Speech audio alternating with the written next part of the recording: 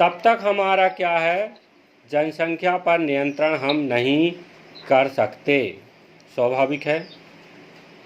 तो हमको क्या है, शिक्षा पर रूप से बल देना पड़ेगा। लास्ट हमारा है एक पॉइंट, धार्मिक घटक। धार्मिक घटक के बारे में आपने सोचा है? ये भी क्या है, आर्थिक विकास को काफ़ी हद तक प्रभावित करते हैं धार्मिक घटक।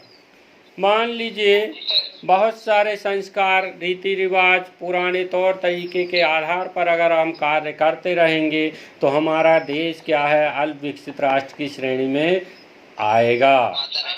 धार्मिक कारण, पूजा पाठ देख लीजिए, वही पूजा एक लोग से भी हो सकती है, 10 लोगों से भी हो सकती है, पूरा गांव को बुलाने की क्या आवश्यकता है।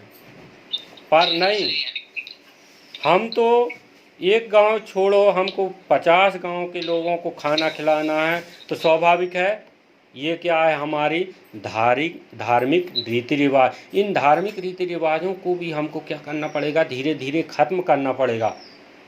हम अनावश्यक क्या कर देते हैं, अनावश्यक खर्च करते हैं। जी सर, सही है।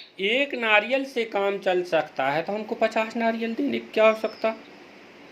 सर मन्नत मांग लेते हैं ना कि हमको इतने फोड़ने करने लगते हैं। अरे तो एक अगरबत्ती जलाने से भी भगवान प्रसन्न हो सकता है और पूरा पैकेट जलाने से भी उतना ही लाभ मिलना है। तो धार्मिक रीति रिवाजों के आधार पर भी क्या है, हमारा गांव हर चीज़ों में क्या है, धर्म से जुड़ा हुआ है। ऐसा होना चाहिए तो ऐसा हो सकता है। जी सर, सही बोल रहे हैं। उद्योग हमारा फलीभूत क्यों नहीं हो रहा है, तो हम क्या है, धार्मिक चीज कराएं जी।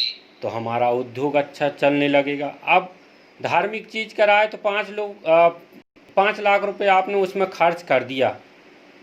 जी जी। अगर उसी 5 लाख को आप और अत्यधिक उद्योग में इन्वेस्टमेंट करते तो हमारी पूंजी निर्माण में क्या होती, वृद्धि होती। परंतु हमने क्या है, अधिकतर क्या कर दिया, धार्मिक चीज़ों पर अत्यधिक खर्च किया, जिसके कारण हम क्या हो सकते हैं, अन्य राष्ट्रों की तुलना में पीछे हो सकते हैं। मैं धर्म के खिलाफ नहीं हूँ, परंतु हमारा एक चैप्टर है, उसके आधार पर हमको क्या है, इन पॉइंटों को पूर्णतः भली भांति जानना चाहिए कि हम क्यों पीछे हैं। अगर आप पेपर के लिए बहुत देर हो गया है। हाँ, कैसे बेटा, क्या सर? कुछ बोल रहे थे। धार्मिक चीज़ें क्या है, हमारे आर्थिक विकास के लिए बहुत बड़ा विघ्न और बहुत बड़ा पॉइंट है। अन्य राष्ट्रों में अगर देखें, संयुक्त राष्ट्र अमेरिका, जापान, कनाडा, रूस, यहाँ पर ये सब आडंबर नहीं है।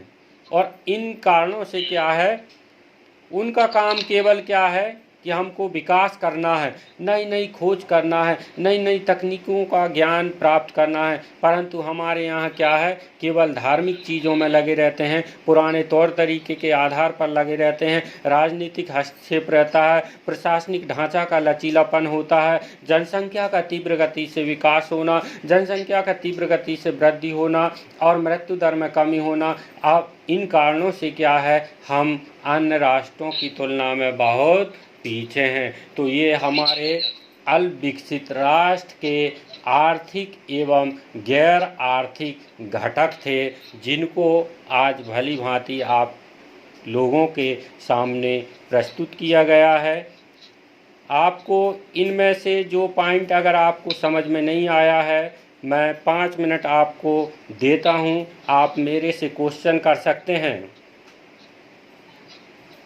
जिनके मन में किसी प्रकार का इन बिंदुओं को क्लियर नहीं हुआ है, वो मेरे से प्रश्न पूछ सकते हैं।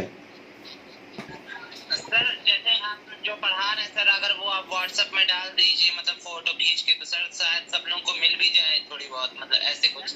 हाँ सर ये पीडीएफ की बात है, पीडीएफ।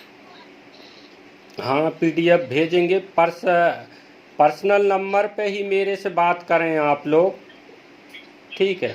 सामूहिक रूप भेजेंगे सर, ग्रुप में डाल दीजिए तो सर सबके पास पहुंच जाएगा, मतलब जो लेट हो गए या आए भी नहीं है तो उनको शायद तक मिल जाए, व्हाट्सएप पे हाँ, देख लेंगे। इसकी ऑडियो एवं वीडियो रिकॉर्डिंग आप जी लोगों सर। को भेज दी जाएगी।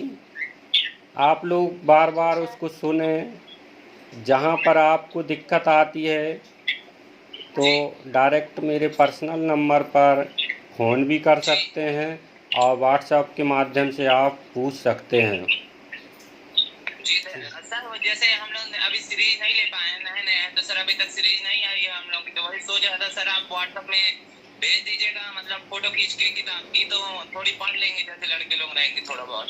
तो ये मैंने आप लोगों को पहले भी बोला था कि जी ये 20 सूत्री कार्यक्रम आप लोग बंद करें। जी सर। सेकंड ईयर में भी मैंने आप लोगों को ये प्रश्न डाला था कि 20 सूत्री कार्यक्रम 20 क्वेश्चन इससे पढ़ना जी सर। बंद करें। केवल आप 20